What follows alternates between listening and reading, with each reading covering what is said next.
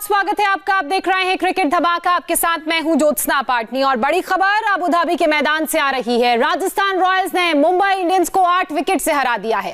पहले बल्लेबाजी करते हुए मुंबई इंडियंस ने 20 ओवर में 195 रन बनाए। 196 रन का लक्ष्य राजस्थान के सामने रखा, तो वहीं राजस्थान के बल्लेबाजों ने इस लक्ष्य को पूरा कर लिया।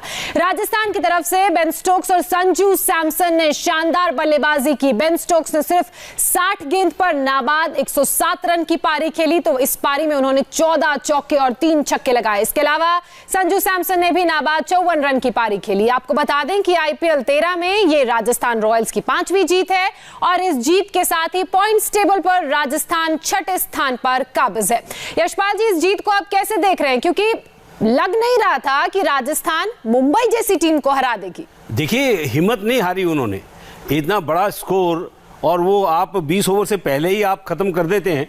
ये एक रणनीति होती है, जब दिन आपका होता है ना, जब जो भी रणनीति आप बनाते हैं वो आपके अगर पक्ष में चली जाए तो फिर कितना भी बड़ा स्कोर हो वो आप उसको पार पा जाते हैं। अगर आप देखें तो शुरू से ही रॉबिन उथप्पा हो, स्मिथ हो, सब ने आके काउंटर अटैक किया। उनको मालूम था कि यहाँ से अगर थोड़ा संयम से खेले तो मुश्किल हो जाएगी। और उसके बाद देखिए स्टोक्स ने जो काउंटर अटैक किया और संजू सैमसन ने तो कमाल कर दिया। तो मुझे लगा 60 गेंदों में 107 रन, वो भी नाबाद बनाना, मुझे लगता है कि बहुत मुश्किल है किसी भी बल्लेबाज के लिए। ये स्टोक्स की बेस्ट इनिंग होगी और बहुत देर तक उसको याद रहेगी। बिल्कुल वैभव, वहीं अगर मुंबई की बात करें तो मुंबई के बल्लेबाजों ने बहुत अच्छा स्कोर खड़ा किया था, लेकिन गलती कहां हुई, वो लूप होल कहां था? देखिए, अगर हम मुंबई के बल्लेबाजों की बात करें तो उसमें भी एक बहुत बड़ा वीक लिंक था जो इस हार की सबसे बड़ी वजह है। देखिए, मुंबई ने जब शुरुआत की तो पहले 6 ओवर में आपने स्कोर बोर्ड पे 60 रन लगा दिए, लेकिन उसके बाद जो अगले 10 ओवर में ना आपने सिर्फ 60 रन ही बनाए। देखिए, ये तो क्राइम है ना, जब आपने पहले 6 ओवर में आसानी से 60 रन बना लिए तो अगले 10 ओवर में भी आप एक्सपेक्ट करेंगे कि 80 या 90 रन बोर्ड पे लगे। देखिए, वो तो अंत में आके हार्दिक पांड्या ने हम कह सकते हैं एक बहुत ही शानदार इनिंग खेल के स्कोर को 195 तक पहुंचाया। लेकिन जिस तरीके से मुंबई की गाड़ी बीच में चल रही थी ना, एक समय तो ऐसा लग रहा था कि शायद 160 या 170 तक पे रुक जाएंगे, क्योंकि बीच में पहले सौरभ तिवारी आए, उन्होंने काफी ज्यादा गेंदें ली। उसके बाद अगर हम बात करें सूर्य कुमार यादव भी, वो भी थोड़ी गेंदें ज्यादा लेकर खेले। तो आज ये बैटिंग विकेट था। अगर आपके 6 ओवर में 60 रन बन चुके थे तो फिर उसको 16 ओवर तक आपको ना कम से कम 150 तक पहुंचाना चाहिए था।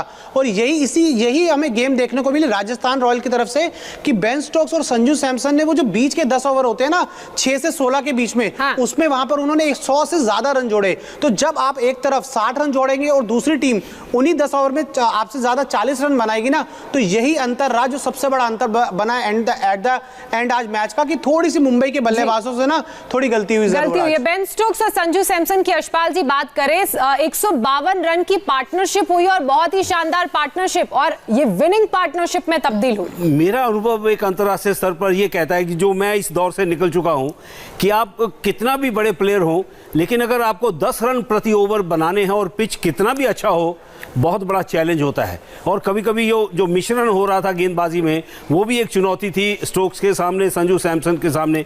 लेकिन भाग भाग कर रन लिए, हर गेंद को चौका नहीं लगाया, भाग भाग कर रन लेकर 1-1, 2-2 रन बटोरे और फिर जहां मौका लगा वो छक्का भी लगाया और चौका भी लगाया। तो मुझे लगा कि ये एक इतना बड़ा स्कोर प्रति ओवर 10 रन बनाना, तो ये कमाल, ये एक क्रिकेटिंग, मैं कहूँगा क्रिकेटिंग शॉट्स के साथ ये इसको लक्ष्य को पूरा किया है। जितनी भी इनकी प्रशंसा की जाए उतनी कम है। अच्छा वैभव, इस मैदान की बात करें तो ये वही मैदान है जहां हैदराबाद ने भी मुकाबला खेला था बीते कल, लेकिन बहुत अच्छा स्कोर देखने को मिला नहीं। लेकिन जब ये दोनों टीमें आती हैं, बहुत बड़े स्कोर तक पहुंचती हैं, तो बहुत सारे मिथ्य भी टूटते हैं इसके साथ। जी बिल्कुल, कई बार क्या होता है कि जो कुछ टीम्स होती है ना, वो कई बार ठीक से या तो पिच को पढ़ नहीं पाती, या कई बार उनका जो क्रिकेट होता है वो काफी ज्यादा डिफेंसिव हो जाता है। लेकिन वहीं अगर हम बात करें, मुंबई इंडियंस और राजस्थान रॉयल्स दो ऐसी टीमें हैं जो थोड़ा ना अटैकिंग क्रिकेट के लिए जानी जाती है, क्योंकि इन दोनों ही टीमों के पास ऐसे खिलाड़ी हैं जो बड़े शॉट्स मारते। रोहित शर्मा अवेलेबल नहीं थे तो आपको ओपनिंग में क्रिस लिन को भेजना चाहिए था। आप जेम्स पैटिंसन की जगह धवल कुलकर्णी को खिलाते, क्रिस लिन को एक मौका देते, शायद वो इस मैदान पर आकर जो आज 195 तक आप पहुंचे ना, शायद 220 भी आपका स्कोर हो सकता था। वैसे यशपाल जी, जो वैभव कह रहे हैं, मुझे लगता है टीम मैनेजमेंट वो जरूर सुनेगी, क्योंकि इससे पिछली टीमों के लिए जो बात इन्होंने कही है ना, वो बदलाव जरूर देखने को मिले। चाहे दिनेश कार्तिक की बात करें, चाहे गेल की हम बात करें।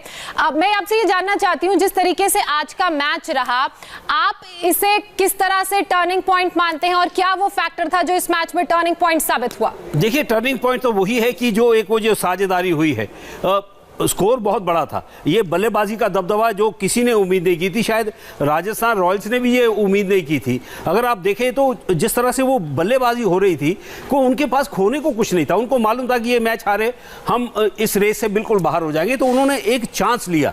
इतने बड़े स्कोर में आप चांस ही ले सकते हैं कि काउंटर अटैक कैसे किया जाता है। सारे प्रोफेशनल, आप स्मिथ की बात करें, स्टोक्स की बात करें, तो ये लोगों ने वो सोचा कि एक कोशिश करते हैं। देखिए कोशिश में वो कामयाब हो गए। और इसी के साथ पॉइंट्स टेबल अभी भी ओपन है। मतलब प्लेऑफ की हम बात कर रहे थे, कोई टीम प्लेऑफ में पहुंची नहीं है। जो नीचे 4 टीम थी नीचे के क्रम में, वो भी अब धीरे धीरे ऊपर आ रही हैं, क्योंकि लगातार ये टीमें मैच जीत रही हैं। वहीं अगर आज खेले गए पहले मुकाबले की बात करें तो ये मुकाबला था चेन्नई वर्सेस बैंगलोर के बीच। धोनी की चेन्नई की अगर बात करें तो इन्होंने विराट की रॉयल चैलेंजर्स बैंगलोर को 8 विकेट से हरा दिया। पहले बल्लेबाजी करते हुए आरसीबी ने 20 ओवर में 6 विकेट के नुकसान पर 145 रन बनाए। सैम करन ने शानदार गेंदबाजी करते हुए 3 विकेट लिए, तो वहीं दीपक चाहर को भी 2 विकेट मिले। चेन्नई के बल्लेबाजों ने आरसीबी के टारगेट को 8 गेंद रहते ही पूरा कर लिया। सीएसके की तरफ से ऋतुराज गायकवाड़ ने सबसे ज्यादा नाबाद 65 रन की पारी खेली। तो वैभव, पहले मैच के हीरोज तो यही हैं, ऋतुराज, सैम करन, चाहर। जी बिल्कुल, जिन यंगस्टर के ऊपर हम लगातार पिछले मैच में देखा था कि महेंद्र सिंह धोनी ने कहा था कि जो यंगस्टर्स है ना, उनमें ज्यादा फायर पावर नजर नहीं आ रहा। तो आज हम कह सकते हैं कि ऋतुराज गायकवाड़ हो, दीपक चाहर हो या सैम करन हो, ये तीनों ही यंग खिलाड़ी हैं। तो इन यंग खिलाड़ियों ने अपनी जो डैडी आर्मी को थोड़ा सा हम कह सकते हैं एक रिलीफ दिलाई। हालांकि थोड़ी लेट जरूर हो चुकी है चेन्नई सुपर किंग्स, क्योंकि यहाँ से प्लेऑफ में तो जाना उनके लिए हम कह सकते हैं इम्पॉसिबल ही है। लेकिन शायद अगले सीजन के लिए जो यंगस्टर्स अब उठ रहे हैं ना, अगले 1-2 मैचेस और मिलेंगे इन यंगस्टर को अपनी प्रतिभा को साबित करने के लिए, तो अगले सीजन के लिए बहुत अच्छा रहेगा। तो वही यार आरसीबी की बात करनी होगी कि आरसीबी ने टॉस जीता और बैटिंग करने का फैसला लिया, लेकिन फिर भी आप स्कोर पर सिर्फ 145 रन लगाएंगे ना, और तो फिर वो बहुत मुश्किल हो जाता है आपके गेंदबाजों के लिए उसको डिफेंड करना। देखिए जिस विकेट पर ऋतुराज गायकवाड़ 60 रन बना सकते हैं बहुत ही आसानी से, अगर उस विकेट पे विराट कोहली, डिविलियर्स ज्यादा रन नहीं बनाएंगे, थोड़ा सा ये स्कोर ना खड़ा कर पाए, और बहुत ही स्लो गेम भी इनका देखने को मिला। बहरहाल अब बात उन खिलाड़ियों की कर लेते हैं यशपाल जी, जो आज के मुकाबले के बने हैं ड्रीम 11 गेम चेंजर खिलाड़ी। आज खेले गए पहले मुकाबले में ऋतुराज गायकवाड़ सबसे बड़े गेम चेंजर खिलाड़ी साबित हुए हैं। ऋतुराज को आज के मैच में मिले हैं 103 फैंटेसी पॉइंट्स। इसके साथ ही ऋतुराज के टूर्नामेंट फैंटेसी पॉइंट्स हो गए हैं 118। ऋतुराज ने बैंगलोर के खिलाफ शानदार बल्लेबाजी करते हुए 51 गेंद पर नाबाद 65 रन की पारी खेली। इस दौरान उन्होंने 4 चौके और 3 छक्के भी लगाए। इसके अलावा चेन्नई सुपर किंग्स के सैम करन भी इस मैच के गेम चेंजर खिलाड़ी साबित हुए हैं। सैम करन को आज के मैच में मिले हैं 79 फैंटेसी पॉइंट्स। इसके साथ ही इनके टूर्नामेंट फैंटेसी पॉइंट्स हो गए हैं 619। सैम करन ने शानदार गेंदबाजी करते हुए 3 ओवर में सिर्फ 19 रन देकर 3 विकेट अपने नाम किए गए। आज खेले गए दूसरे मैच की बात करें तो यह मुकाबला था मुंबई और राजस्थान रॉयल्स के बीच, और इस मुकाबले के सबसे बड़े गेम चेंजर खिलाड़ी बने हैं बेन स्टोक्स। इन्हें आज के मैच में मिले हैं 163 फैंटेसी पॉइंट्स। इसके साथ ही स्टोक्स के टूर्नामेंट फैंटेसी पॉइंट्स हो गए हैं 150। बेन स्टोक्स की पारी की अगर हम बात करें तो इन्हीं की पारी की वजह से राजस्थान रॉयल्स को जीत नसीब हुई है। स्टोक्स ने धुआंधार बल्लेबाजी करते हुए 60 गेंद पर नाबाद 107 रन की पारी खेली। यशपाल जी, इतना अच्छा परफॉर्मेंस इन खिलाड़ियों का था, तभी गेम चेंजर खिलाड़ी बने हैं ये, और ऊपर से स्टोक्स का शतक। हाँ। देखिए वो अगर आपको याद हो 2019 में ऐसे ही हुआ था कि जिस तरह से वो फाइनल में स्टोक्स ने इंग्लैंड को जिताया था। तो ये होता है कि आप बड़े प्लेयर को ज़्यादा देर तक चुप नहीं करा सकते।